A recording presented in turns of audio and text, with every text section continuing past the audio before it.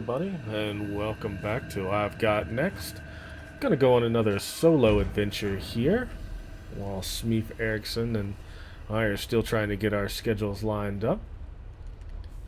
And today I thought I might run through a little bit of S.T.A.L.K.E.R 2. Now this game is still pretty, let's say, fresh out of the oven. As you'll notice, some bit of kind of hitches and holds and a couple of parts where the game just doesn't want to play nice. Usually I can fiddle around with this and make it run pretty smooth, but figured I'd kind of show it off warts and all right now. Just to give you an idea, I think this game is still a real darn fine open world adventure. I would describe it as Fallout by way of Ukraine. And figured I'd talk a little bit about kind of where it comes from and some interesting things that have come out of this lineage, let's say.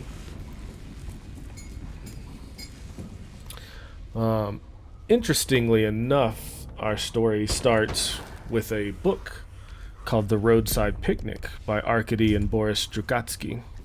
I don't know if I'm saying that correctly or not. A fantastic science fiction novel by a pair of brothers out of Russia. I would highly recommend this to anyone interested in kind of a science fiction-y, post-apocalyptic feel of a scenario. The book called Roadside Picnic comes from one of the scientists talk about aliens have landed on Earth, or what, possibly is aliens. And he describes that because we are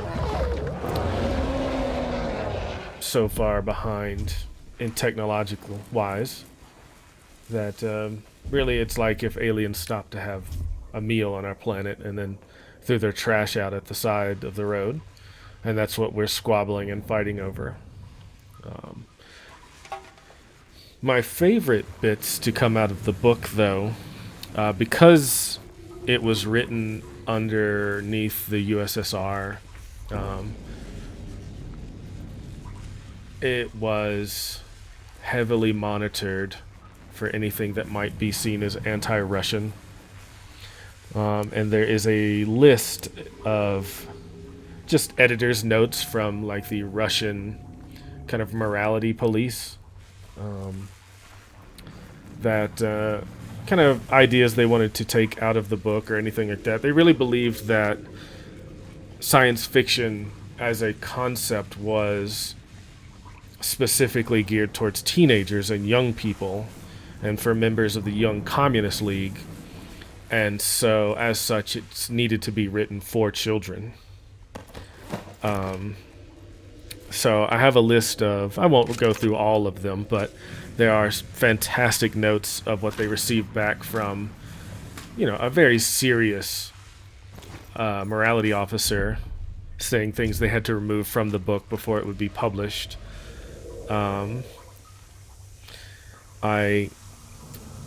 wanted the main character, to not drink because that's seen as immoral. And cursing and perhaps lying or cheating were all out because, a good model hero for children wouldn't do such a thing.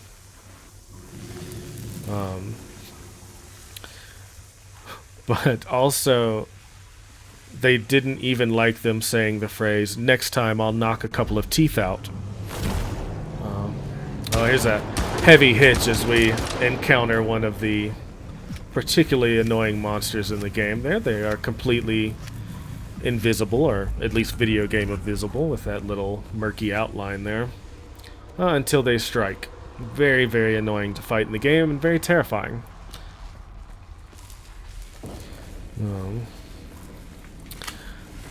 But for instance, they didn't want the character to use the phrase "dying of hunger,"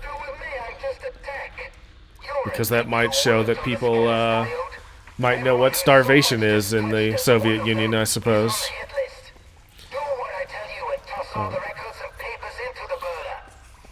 you seen what's in those files? That's enough to get me killed. Sure have.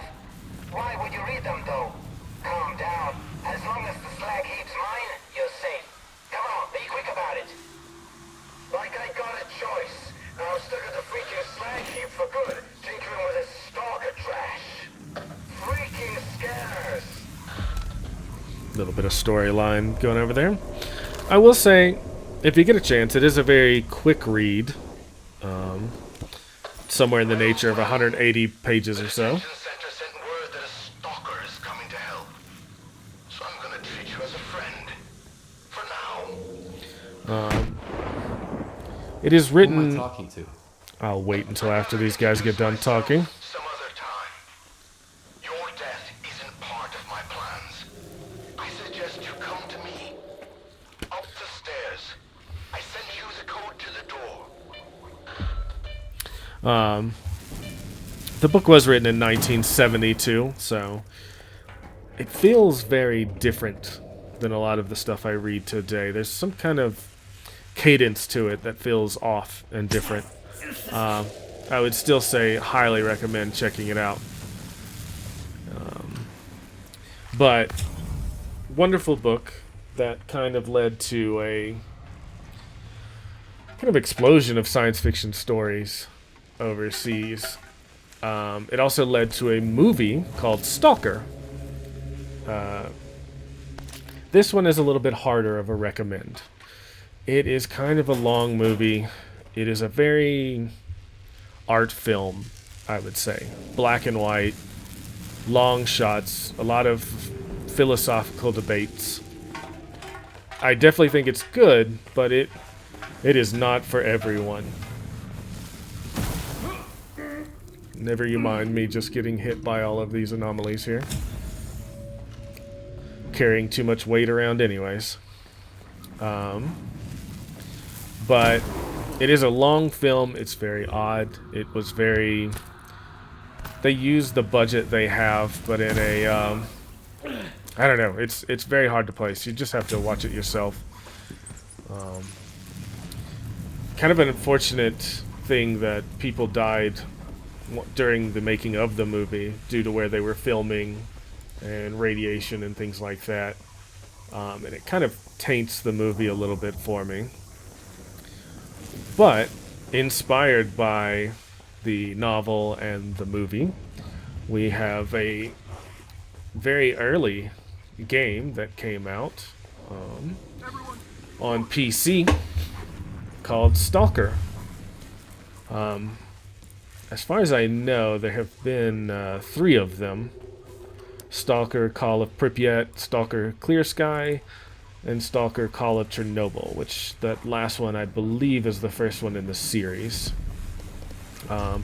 Fantastic games, kind of on par with, I would say, if you played Fallout 1 and 2, but wanted a like first-person version of that. I think they very much still hold up today. Slightly dated graphics and all. But not the weirdest thing to come out of this series. At least from what little I've researched, the 2 companies had a bit of a falling out. Or the company had a bit of a falling out. And they went on to make the Metro series. Another, I would say, pretty fantastic first-person shooter, post-apocalyptic, very Russian or Eastern European feel to it, where you're moving underground and just kind of making your way from train station to train station. There is the morality aspects of certain things in there, but it's more focused on, I don't want to say survival horror, but it definitely has a little bit more of supernatural in it. Whereas this tends to be more radiation with a little bit of science fiction on top. And finally, probably my favorite thing to come out of S.T.A.L.K.E.R. and its oeuvre is Other Side Picnic. This is a Japanese Yuri science fiction novel. I will hold off from defining Yuri. You can look that up on your own. It's so hard to say if this is good or not. I'm the worst person to talk about whether an anime holds up. I do like that a lot of the anomalies and things are pulled from like creepypasta stuff. And then it actually got an anime series. And you know what? If you read the book and then watch the anime, it's kind of an enjoyable little sit through. Um, Now take that with a grain of salt. I have not watched a lot of new anime. Um, this is back from 2021, and I think that's probably the newest anime I've watched, except for a few episodes of Delicious Dungeon and Jujutsu Kaisen. But very, very interesting stuff, and well worth it just to see where things come from and where they are now. It's me, Skiff. Give me a hand. Bring that shit over here. I like that this game also has some kind of emergency choices and things like that. You meet unsavory characters, but I feel like my skiff kind of always sticks to the stalker code, looking out for each other. Infinite amount of time ahead.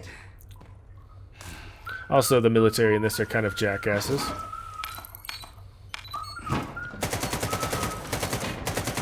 to hang around and get some rays?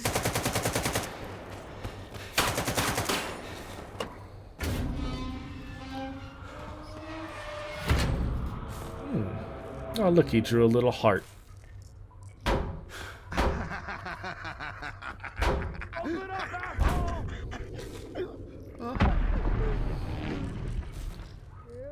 Yep. I'm sure this is a morally uncompromised thing we just did. Everything's fine, I'm sure.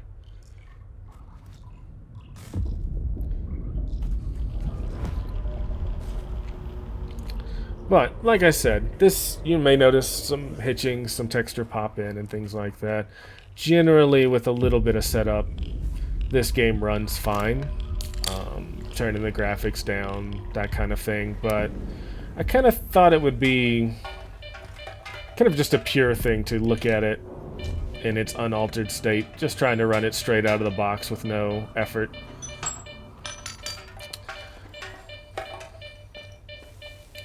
That little beeping you hear means that there is a anomaly somewhere in my area.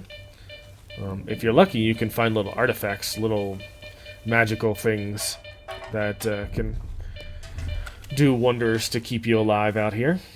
The game is a bit deadly, I would say, and it is about scavenging, and there's no leveling system. You're not building up perks like in Fallout. You're not assigning ability points or anything like that. You generally, your leveling up or your progressing as far as a character goes is experience. You encounter things out in the wild and in the world, but you also are getting equipment. You know, you're finding not just military-made hardware instead of kind of homemade scrap or something like that. It is more of being in a really good condition as well. Maybe you hire a couple of guys to go on missions with you.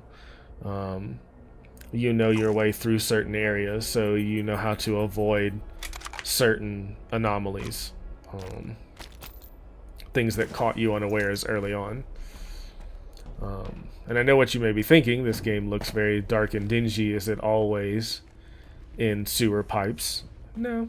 No, it actually has a very kind of robust world. The older games especially had certain mods that added complete living overhauls where factions would travel and fight each other and kind of go throughout the land. It made it a very wonderful kind of living space. You could certainly see a lot of those mods have transferred over to the Fallout 3 and 4.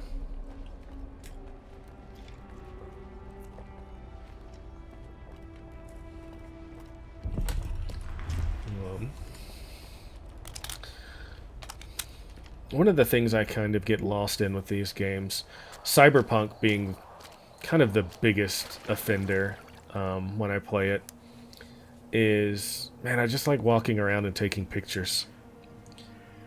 And I'll end up doing quite a bit of just looking at things, framing certain scenes and shots that I enjoy. There we go. I like the way the map is just a PDA. You just hold up a tablet that you're looking at. Time does progress while you look at it as well. So you're not doing yourself any favors by trying to look at this in the middle of combat. I would say that the game is unforgiving, especially at first. It is quick to kill you. It is quick to throw unfair situations at you. As you can tell now, I'm running out of stamina very quickly because I'm trying to carry a cool gun I found that I'm going to upgrade later back to a personal stash box. And you can't carry a whole bunch of things. You kind of want to go into the zone with a plan in mind. If you know you're going to an area with a lot of close range fighting, you carry your shotgun plus, you know, a mid-range weapon. You know, you don't take everything, including your sniper rifle and rocket launcher, into every combat just in case. That is kind of an early lesson you learn. The next one is you don't ever assume you're invincible. You kind of want to approach a lot of areas with caution and understand that certain things are traps set for you. Enemies are pretty good at flanking and getting around you. They don't hesitate to throw some grenades at you, or a whole bunch of grenades in certain cases. And that you kind of always want to watch where you're going. If you see to the left there, that little disturbance in the air, that's an anomaly. It is a type of anomaly, and as we'll test with that, running into that is sometimes certain death, sometimes just a painful experience. Sometimes it just picks you up and throws you places. But always you want to avoid those things if possible. So running and gunning backwards is generally frowned upon. Generally going to get yourself hurt more than anything else. Now, another thing that kind of you get used to playing this is you kind of get a lot of items. They throw a lot of ammunition, weapons, healing items. The weapons are kind of like the first trap you fall into. You want to take everything back and sell it to the merchants, but you very quickly just overload yourself till you can't walk anymore. It's generally best unload the weapon, take the ammunition, and move on. At harder difficulties, I'm told you generally just grab a weapon, use it until it's deteriorated and broken, throw it down, and grab an enemy's weapon and move forward. We can see another anomaly there, and that ticking means we're close to something radioactive here. Radiation is kind of like another health bar in this. You build it up to the point where it fills, and then you're dead. So you kind of want to keep an eye on things. Thankfully, Russian vodka is a particularly good way to rid yourself of radiation, interestingly enough. Locations are always something you want to plan for, move in, have the equipment that you want, and oh, hey, I just about walked into an anomaly. This one kind of looks like floating glass shards. No beep from my counter. So it still is going to throw things that you're not used to. And uh-oh. Ah!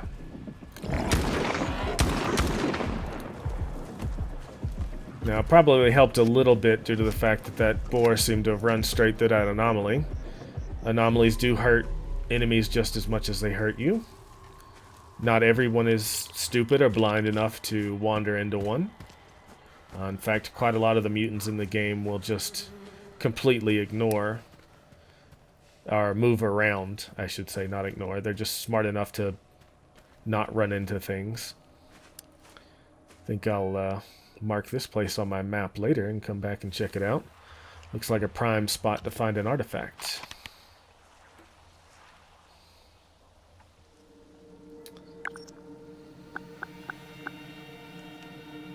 Yeah.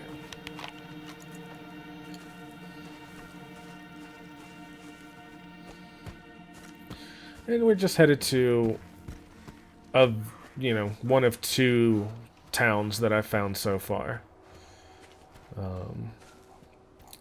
The first one being the little starter village, which is nice and safe, and the things around there are usually, if they kill you, you don't have far to load and go back to, but they're kind of easing you into certain things.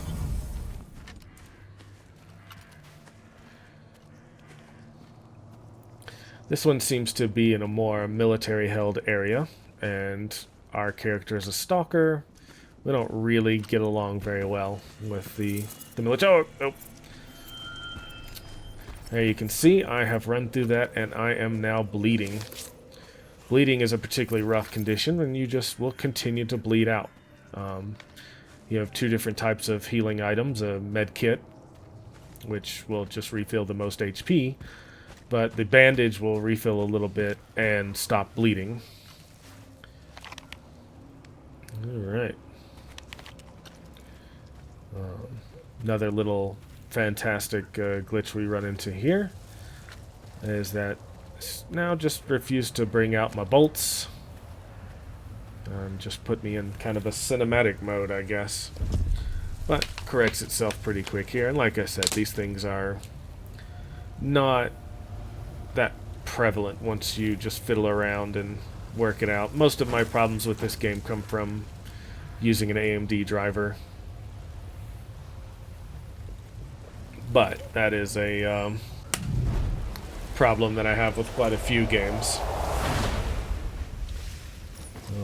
That's another type of anomaly there that just kind of creates a little wind vortex and throws you around. I believe they're called whirligigs. I'm not sure, though. You can kind of see them with the spinning of leaves, but if you trigger them with the bolt, it lets you run past them. And so you kind of learn pretty quick to the things you can trigger, and there you go. I caught a glimpse of it. I know that my my bolt won't trigger that one, so I gotta move around. But this one it will. So you let it fire off, move past to safety. Eventually you kind of learn the zone is kind of a vibes area that you get used to moving around in. And hey, not everybody's hostile. Ugh, terrifying. Shoot! Well, this is just a raid. How am I supposed to fish it out now?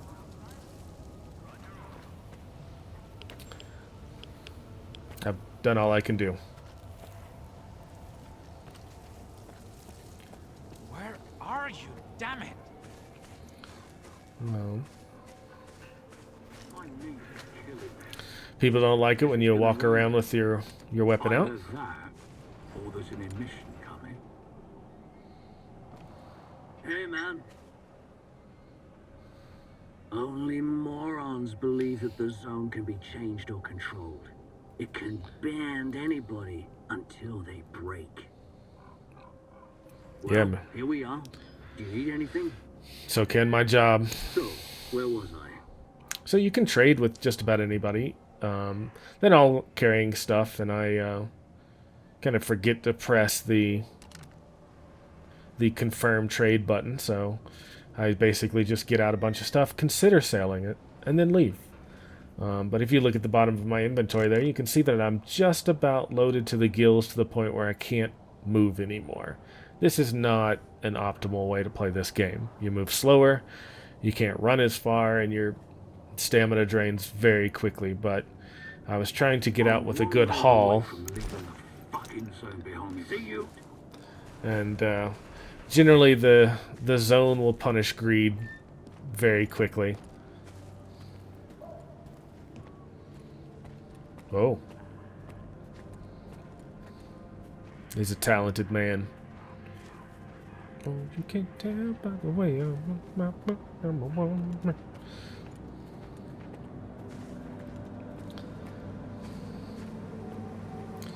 There are not, as of what I've seen so far, vehicles in the game. I would be willing to bet within the next year somebody's modded those in, but so far it's just the Shoelace Express. You find a lovely little bar, and you know what? just help myself here. Yeah, I have a little of that too. No one seems to mind.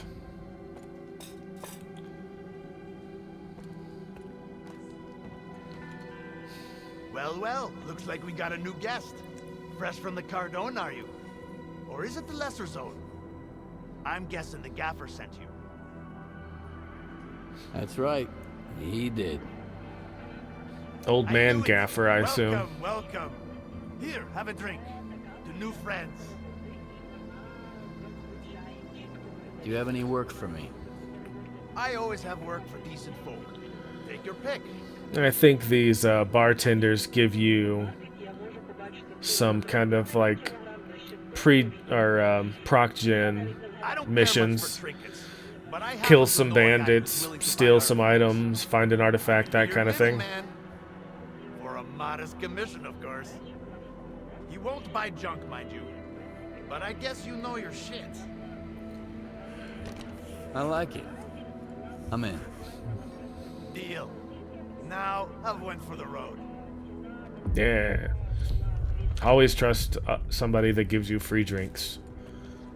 It's never bad. I ain't gonna beg you. If you chicken out, I'll find someone else. I'm not chickening out, just double checking. I'll do it. Great. I'll tell Jerry you're in. Without Nestor, this place is gonna turn into a freaking bloodbath. My personal. The kingpins are gonna fight to the death, I Can tell finally ya. drop You this wanna stick not around? AR-15 that I've been carrying where else around. are we gonna go, smartass? Know any other places with enough chunks to shake down? Word is, there's a Uh, new gang as you boss can in tell, Howdy, and he's hard. ammunition has We weight, can join and the it Celtic weighs a lot. too. And if it gets real bad, we could always sign up with the Mercs. I was carrying around, and still am, a gigantic chunk of ammunition. And then I'm gonna dump kind of half of all my healing items in here as well to just put away for a rainy day. I have been in one nasty major firefight so far, and ended up eating probably about 20 med kits. And so I tend to run a little heavy in this game until I get a little more used to things. But I think with that we'll probably coming down. I know it's a short one. I'm probably gonna take a look at some of the older S.T.A.L.K.E.R games and a couple other games that are coming out, What can while I do for you? me and Smeef trying to Great. sync up Not, here. head over But to S.T.A.L.K.E.R. as They always, just we love appreciate you answering sticking with us and questions. watching it, and appreciate any questions and comments. And please hit that You got like and some loot? subscribe. And if you want to see anything else by us, or if you have a game in mind that you would like to check out, feel free to let us know in the comments, and we'll give it a look-see. I'll probably let this play out for a little bit and just kind of enjoy the atmosphere here. But once again, we'll see you next time on I've Got Next.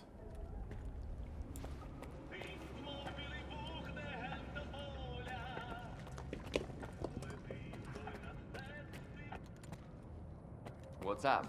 Got your ass kicked again? Yeah, sort of. It's okay, I'll be fine. Was it worth it? Lost your loot? Got the shit beaten out of you? Like, what the hell? If you want to work here, you gotta pay for protection. You got a death wish? No. They freaking broke here. Eat shit, bastards!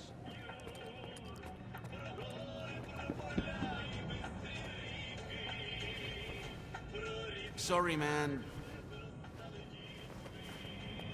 If you need to get someplace, speak up. Whatever they tell you about bunkers, I know my trade. Ready to go? Getting scared yet? The zone is always changing, like a living thing. You want to head out? Let's head out.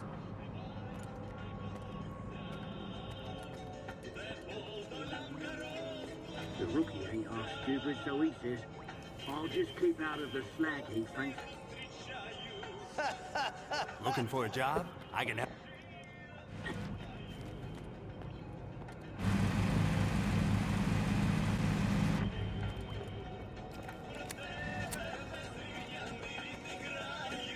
Nestor picked a wrong time to piss off.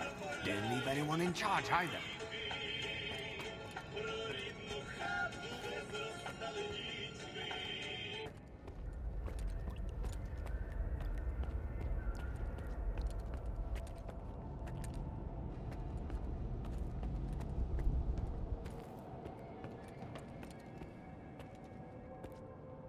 Come on, spit it out. I can tell by your face you're here to talk business, not chat about life. Nestor, the scanner. Ring a bell? The only right answer is an honest one. Why, hello there. First those thugs, and now I gotta deal with you. At least you didn't stab me right off the top. Guess that means we can negotiate. So what do I get for being honest? You got problems, that's obvious. I can help you deal with them, in exchange for some information. Straight to the point, huh? Without Nestor, this place is a mess. I don't want to get involved. A good tech is worth his weight in gold. But kingpins are expendable. What happened to you? Don't spare any details. I've got a workshop not far from here. The only ones who knew about it were Nestor and me. And now the thugs do too, apparently. They showed up without warning. Of course. I'm not that much of a fighter. I'm better with tools than a gun, so I had to get creative.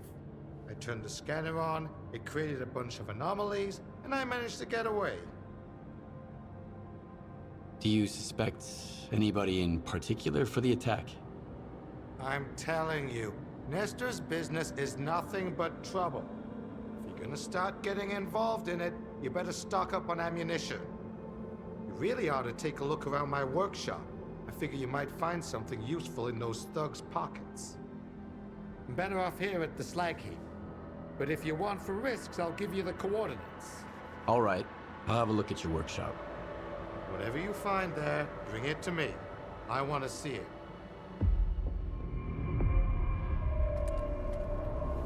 I hope you're here to talk business.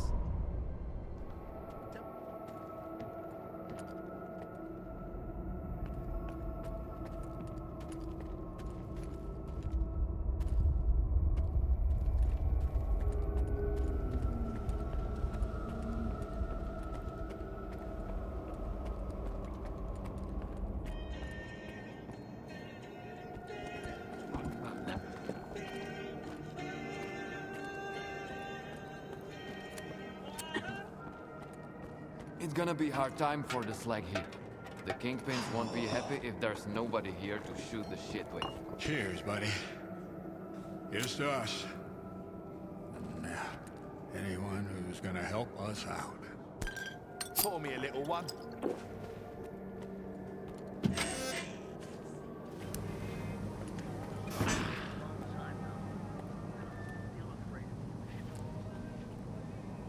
Who's there? Man, remember the last mission? I thought the slag heap was gonna collapse on itself. I mean, holy shit. Everybody dug down as deep as they could. Diggers and crooks alike. This is it, I thought. Well, we're still alive and kicking, as you can see. Yeah, get out already.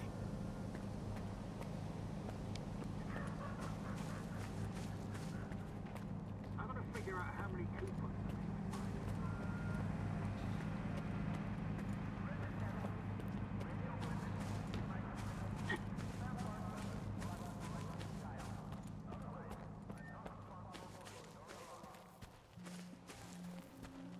Alrighty, a joke won't tell itself. Two stalkers are standing by a stash. Why didn't those blind dogs eat our sausage? Asked the first. They're blind, the other replies, not stupid. That's so funny. I forgot to laugh.